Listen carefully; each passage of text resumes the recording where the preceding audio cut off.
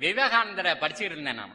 அமெரிக்காவுல போய் பேசுறாரு. அங்க இருக்கிற பெண்கள் மத்தியில பேசியிருக்காரு. என்ன பேசியிருக்காரு? நான் உங்கள்ட்ட அறிவை கொடுக்கறதுக்காக வரல. உங்க உள்ளத்தில இருந்து தான் அறிவு வெளியில வரும். அறிவு வெளியில இருந்து உள்ள போவாது. அது அனுபவத்தின் மூலம் உள்ள இருந்து வெளியில வரும். அப்பதான் யோசிச்சேன், வள்ளுவர் தான் சொல்லி இருக்கிறாரு, தொட்டனைத்து ஊரும் மணல் கேணி. மணல் கேணியா இருந்துச்சுன்னா தோண்ட தோண்ட தண்ணி கீழே இருந்து ஊறும். அது போல கற்றணைத்து ஊரும் அறிவு. அறிவு அங்க இருந்து தான் ஊறணும். அப்ப நான் என்ன செய்யறேன்னா, எப்படி அந்த விவசாயி கிணத்தை தோன்றாரோ அது மாதிரி உங்களுடைய உள்ளத்துல இருக்கிறத தூண்டி விடுறேன் அப்படின்னு விவேகானந்தர் சொன்னார். அதுக்கு ஒரு உதாரணத்தையும் சொன்னார். என்ன உதாரணத்தை சொன்னார்னா, இங்கிலீஷ்ல உலகம் முழுதும் சொல்றான். என்ன சொல்றான்? புவியீர்ப்பு விசையை ஐசக் நியூட்டன் கண்டுபிடிச்சாருன்னு நமக்கெல்லாம் பாடமா சொல்லி கொடுத்து அதை திரும்பி எழுத வச்சா உங்களுக்கு மார்க் போட்டு பாஸ் போடுறான். அவர் என்ன கேட்டாரு?